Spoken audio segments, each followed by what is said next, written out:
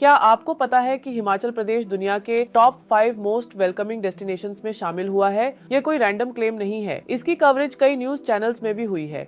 ये हर हिमाचली के लिए एक प्राइड मोमेंट है, क्योंकि हमने यूरोप, ऑस्ट्रेलिया और कई साउथ एशियन देशों को पीछे छोड़ा है। हिमाचल में टूरिज्म एक मेन लाइवलीहुड सोर्स है। राज्य का लगभग 7% जीडीपी टूरिज्म से आता है और सरकार इसके लिए और भी ठोस कदम उठा रही है। लेकिन इस खबर से भी ज्यादा इंटरेस्टिंग बात क्या है? हिमाचल के अंदर जो डेस्टिनेशन लगातार 2 साल से सबसे वेलकमिंग माना गया है, वो ना मनाली है ना शिमला है, वो है बीड। अब आप सोच रहे होंगे बीड में ऐसा क्या है? ना 4 लेन हाईवे, ना 5 स्टार होटल चेन्स, ना मॉल कल्चर। यहाँ तक कि एटीएम के लिए भी आपको बीड से बाहर जाना पड़ सकता है। फिर भी लोगों ने माना है कि बीड इंडिया की सबसे वेलकमिंग डेस्टिनेशन है। क्यों? क्योंकि बीड ने स्लो टूरिज्म चुना है, डेवलपमेंट के साथ बैलेंस चुना है, कम्युनिटी वेलबींग को इम्पोर्टेंस दी है, हॉस्पिटैलिटी और एक्सेप्टेंस को ओवर क्राउडिंग और केओस से ऊपर रखा है। यहाँ एडवेंचर कल्चर है, पैराग्लाइडिंग, ट्रैकिंग, साइकिलिंग, लेकिन अनकंट्रोल्ड क्राउडिंग नहीं है। यहाँ मोनेस्टरीज हैं, लोकल हिमाचली फैमिलीज हैं, लॉन्ग टर्म सेटलर्स हैं, एक मिक्स है कल्चर का, कम्युनिटी का, आउटसाइडर्स और लोकल्स का,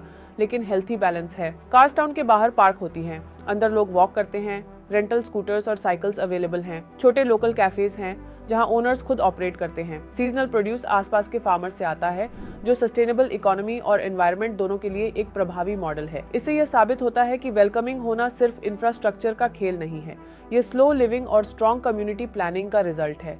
शायद हमें स्मार्ट सिटी बनने से पहले सस्टेनेबल टाउन बनना ज्यादा जरूरी है। Smart city wide roads, glass buildings और डिजिटल बोर्ड्स दे सकता है, लेकिन सस्टेनेबल टाउन डिग्निटी और क्वालिटी ऑफ लाइफ देता है। और यह केवल वहां रहने वालों के लिए नहीं, बल्कि विजिटर्स के लिए भी लॉन्ग टर्म कनेक्शन और हॉस्पिटेबल बॉन्ड क्रिएट करता है, जो ट्रैवलर्स को बार बार वापस खींच लाता है। बीड हमें सिखाता है कि टूरिज्म और हॉस्पिटैलिटी का मतलब सिर्फ डेवलपमेंट रेस में आगे होना नहीं है। इकोनॉमिक ग्रोथ पॉसिबल है बिना कल्चर खोए, टूरिज्म पॉसिबल है बिना इकोलॉजी डिस्ट्रॉय किए, कम्युनिटी थ्राइव कर सकती है अगर प्लानिंग माइंडफुल हो। अगर हिमाचल सच में इस वेलकमिंग टैग को लॉन्ग टर्म बनाए रखना चाहता है, तो हमें यह समझना होगा, केवल हाईवेज वेलकम क्रिएट नहीं करते, पॉलिसीज क्रिएट करती हैं, कम्युनिटी क्रिएट करती है, रिस्पेक्ट फॉर नेचर क्रिएट करता है असली वेलकमिंग आइडेंटिटी। आपको क्या लगता है, फ्यूचर का मॉडल स्मार्ट सिटीज होंगे या सस्टेनेबल माउंटेन्स?